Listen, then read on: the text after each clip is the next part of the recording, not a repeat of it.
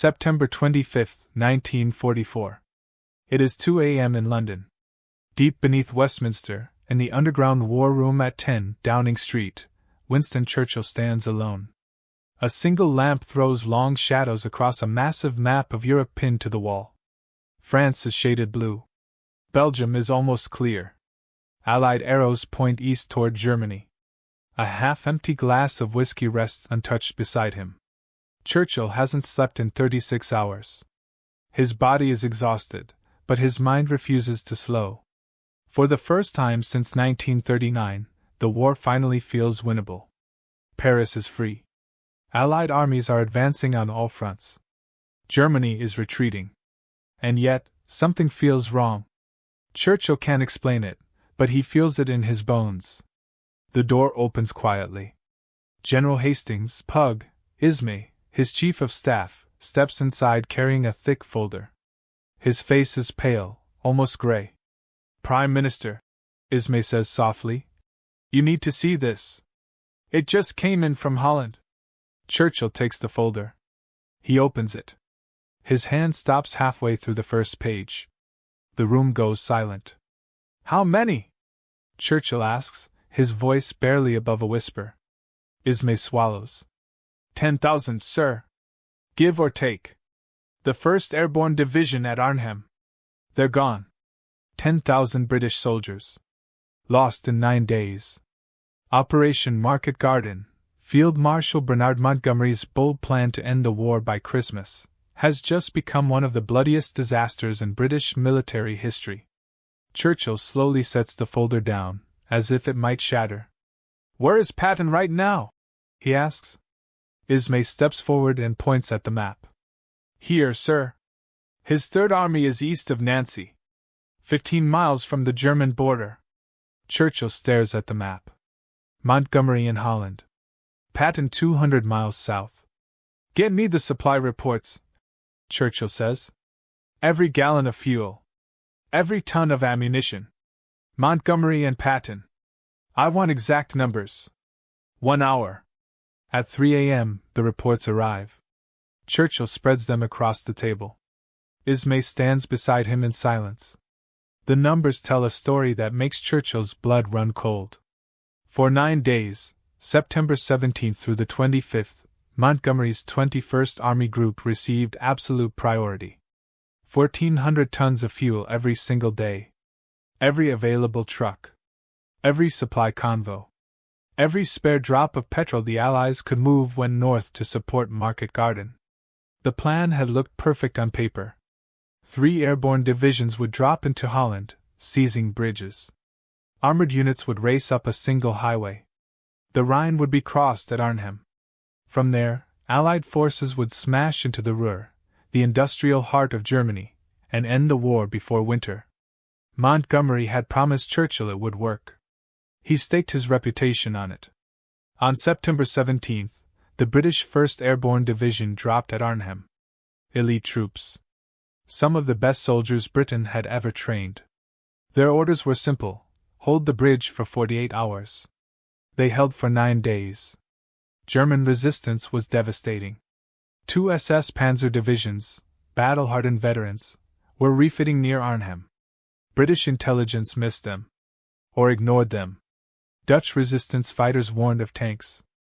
Aerial reconnaissance spotted armor. Montgomery dismissed it all. The paratroopers were surrounded. Outnumbered 5 to 1. Ammunition ran low. Medical supplies ran out. Wounded men lay untreated in cellars while SS armor closed in. Still they fought. House to house. Street by street. Day after day. On the night of September 25th, what remained of the division evacuated across the Rhine under darkness and gunfire. Out of nearly 10,000 men, fewer than 2,000 escaped. The Rhine Bridge, the entire reason for the operation, remained firmly in German hands. Churchill reads the casualty totals again. Over 10,000 lost. 64 miles gained. 0 strategic objectives achieved. Then he turns to the second report. Third Army operations. Same 9 days. Fuel allocated, 700 tons per day. exactly half of what Montgomery received. With that half, General George S. Patton captured 12 fortified cities: Nancy, Luneville, Chateau Salins, Pont-de-Mousson, and more. He crossed 3 major rivers under fire: the Moselle, the Meurthe, the Mortagne. He shattered German defenses, captured 45,000 enemy soldiers, and advanced 60 miles into enemy territory. Third Army casualties, just over 2,000. By the end of those same 9 days, Patton sat 15 miles from the German border, staring at the Siegfried Line. Churchill removes his glasses, rubs his eyes, puts them back on, reads it again. "Pug," he says quietly, "tell me I'm reading this wrong." "You're not, sir." 3 officers verified the figures. At 4 a.m., Churchill demands a secure line to Eisenhower. When the call connects, Churchill doesn't bother with pleasantries. "Is it a good morning, Ike?" he snaps. "Because I'm staring at numbers that suggest otherwise." He doesn't wait for a response. "We gave Bernard Montgomery everything, every truck, every gallon, every priority, and he lost an entire airborne division for nothing. While George Patton, with half the fuel, is tearing German armies apart." "Explain that to me." Eisenhower tries. Different terrain. Intelligence failures. Strategic importance. Churchill cuts him off every time. "Patton crossed 3 rivers. Patton took 45,000 prisoners. I want to know," Churchill says coldly, "why we are punishing success and rewarding failure." Within 24 hours, the story leaks. British newspapers explode. Arnhem dominates every front page. Mothers demand answers. Wives ask why their husbands died for a bridge still held by the enemy. At the same time, General Omar Bradley submits a formal request. Patton can reach the Rhine in 10 days, if he's given fuel. Bradley's final sentence is devastating. "We are winning a war with our hands tied while others lose it with both hands free." October 1, 1944. Churchill arrives unannounced at Eisenhower's headquarters in Versailles. He enters a conference room filled with British and American generals. He drops a bound report on the table. 2 columns. Montgomery, double the fuel. 10,000 casualties. 0 objectives achieved. Patton, half the fuel. 2,000 casualties. German defenses collapsing. "How?" Churchill asks. "Is this possible?" No one answers. The next day, Churchill tours the market garden battlefield. Burned tanks line the roads. Destroyed gliders litter the fields. Fresh graves everywhere. "You were warned," Churchill says quietly to Montgomery.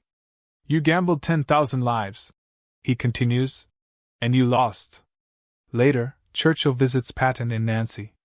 The city is intact. Civilians are returning. Repairs are already underway. When Churchill asks about casualties, Patton shrugs. "Acceptable, sir. We keep moving. They can't hit what they can't stop." Churchill understands. One general demands perfection before acting. The other acts with what he's given, and wins. From that moment, Montgomery loses priority. Patton gets fuel. In December, Germany launches its last desperate gamble, the Battle of the Bulge. Bastogne is surrounded. Montgomery asks for weeks. Patton looks at the map. 48 hours. He pivots his entire army in winter conditions and breaks the siege in 72 hours. When the war ends, Patton's army is deep in Germany. Montgomery is still advancing cautiously from the north. Churchill later writes the verdict history remembers. "Monty remains capable defensively. But offensive war requires a different soul. George has it. Bernard does not."